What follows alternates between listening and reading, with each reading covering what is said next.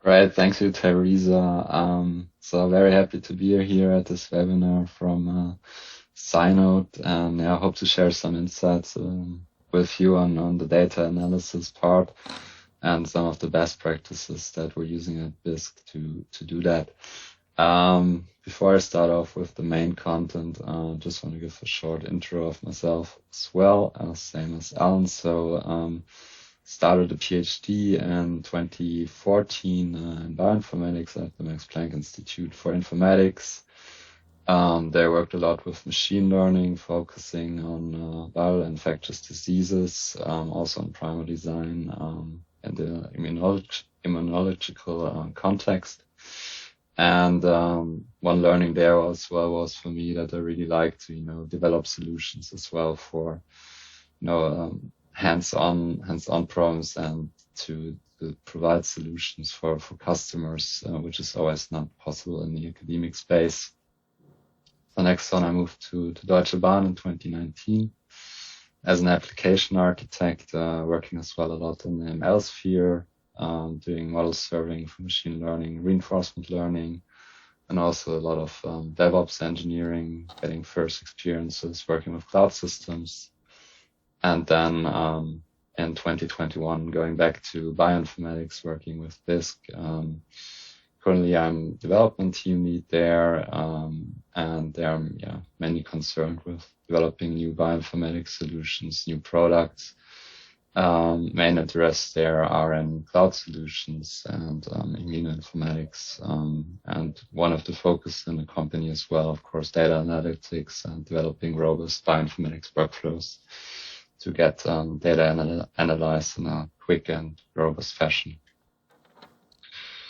So, short intro about the company. So this was founded in 2017. As a founder, saw the need that, people are generating a lot of data and there's a lot of instruments to do that, but the real value nowadays lies in the data analysis and getting the insights from the data.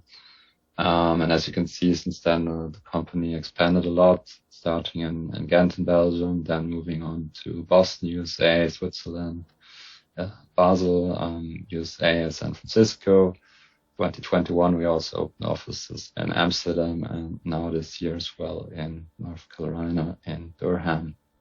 So what is the company about? So BIS stands for Bioinformatics and Statistics Consulting. So that's the main thing that we're doing.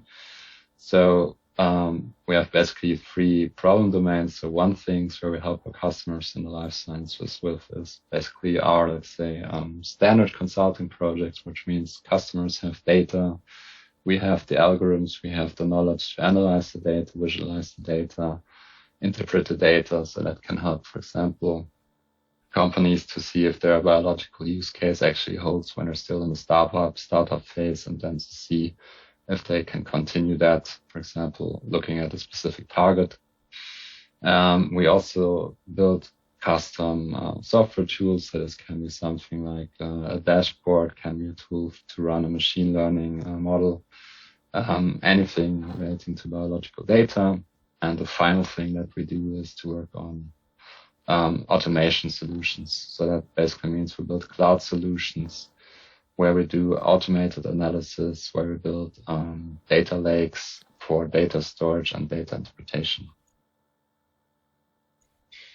As I said, nowadays really data is being generated in a much greater extent than in the past. So this is just a showcase where you can see that the data they do is real, mainly taking off from 2000 for biological data. So this is the amount in blue for sequences in GenBank. And as you can see at the point where the human genome was sequenced in 2021, this is really starting to take off enormously. And I think the trend is going to continue. So what we really need is people that look at the data, do the analysis, which sometimes, of course, is a manual step, but also for automated systems that perform these tasks to deal with the huge amount of data. And when we look at data analysis, of course, one crucial consideration is the reproducibility, meaning that, basically if you do the same analysis twice on the same data, it should give the same result. Unfortunately, this is not always true, also in the scientific field. So here on the left, you can see a chart where you can see basically the confidence of researchers in respective fields such as biology or medicine. And at the top of this histogram, basically 100% indicates it's 100% think that everything is reproducible. And that's not actually the case. So the median is more somewhere around 50%, 60% of feeling and reproducibility, which showcases that there's really a problem in scientific studies as well. And that also relates to the quality of the used data analytics methods and approaches in general. So one example where we can look into that in more detail is if we look at biological data, when you do studies on genes, for example.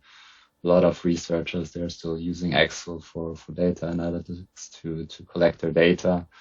As we have seen in the past, it's not an optimal tool. For example, there are some genes like the MARCH1 gene, which are actually interpreted by Office as a date rather than a gene symbol, which led actually to some falsifications of big scientific studies, with in fact about 1/5 of published studies being affected by that. Basically, which shows there's some basic things like, selecting the right tools for working with data is crucial to get good results actually.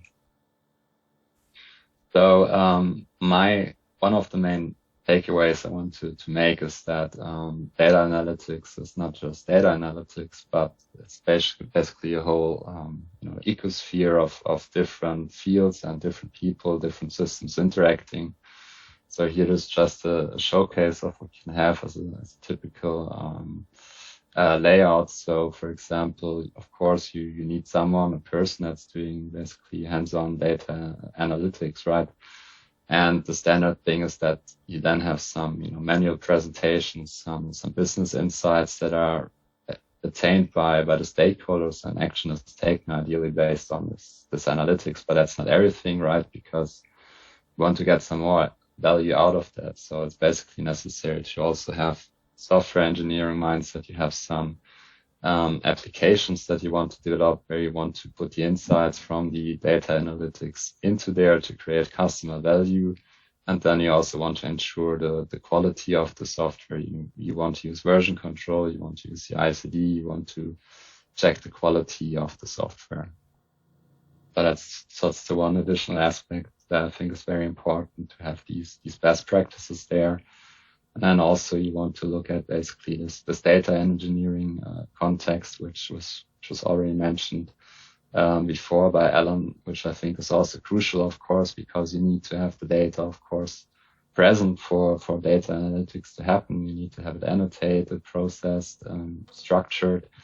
And also you want to gain further insights through the data. So when you have your, let's say, nice data lake, right? Of course, what you want to do is you want to run some machine learning and automated data analytics on that to gain even more value from the data you collected over the years. So I think it's really crucial that all of these things are connected: data engineering, data analytics, software engineering, to get the most out of the data. So more in practical terms, what I believe are really basically the fundamentals of getting good results with data analytics. I think, of course, there's a lot of, very complex, high-tech tools that you can use. But I also believe very important to have proper foundations. So from my experience, these can actually be lacking, especially in the, research domain. One thing I definitely would always recommend is Git, meaning version control systems to track the code. So that allows you to, try out new things, if necessary, revert, collaborate, do code reviews. So really an essential to working with code in general. Then, if you want to work on projects, structure them, monitor them, collaborate, I would definitely work with Jira to do that, because otherwise it will be very hard to keep track of what is going on and deliver projects on time. Another thing that's very important to me is having the software quality, and I think nowadays that can really be well enforced with CI/CD systems, meaning continuous integration and continuous delivery systems. so that the code is automatically tested and also automatically deployed to the servers where it's running. So that's more relating to making data analytics production ready. Then we have, of course, Docker and containerization tools in general, meaning tools where you can basically put all your dependencies in a container to ensure that your software is actually reproducible. Something which is always nice. A lot of people use environments such as Conda for that. That's also an alternative. But if requirements aren't tracked, that will be a big problem when you want to bring your code into production. Finally, to really go and scale things up, you should definitely keep workflow management systems on your radar, such as Nextflow, to connect different steps in a pipeline of analysis steps. And then also to consider putting that on cloud systems such as AWS to really scale up to the big data. So now you may ask, okay, what is the BISC doing in this domain to write some solutions for providing these nice data analytics solutions to make them more robust, more efficient? And what we developed is OP Square, which is short for an online pipeline platform. And the idea of this platform is to provide easy-to-use bioinformatics analytics pipelines to users. We're currently offering 4 different pipelines, so bulk transcriptomics, single-cell transcriptomics, immunorepertoire analysis, and variant calling for standard DNA. And for all of them, you can just upload your samples. Then they're processed on the cloud, and then you get a nice short report, as you see on the right, about the quality of the data, and of course also on the downstream processing results, which can then use to take further action based on the data. And I think that's a really nice solution that a lot of people can use, because at the moment there's of course lots of different standards out there, and on OP Square we really make sure that we're using the best available tools and also making sure that you get the results in the quickest possible manner. In general, as a company, we are active in wide variety of domains, so basically any biological domain, from genomics to metagenomics, epigenomics, and immunology, and we are focusing on machine learning tools. We're also doing cloud solutions, working on data lakes and databases as well.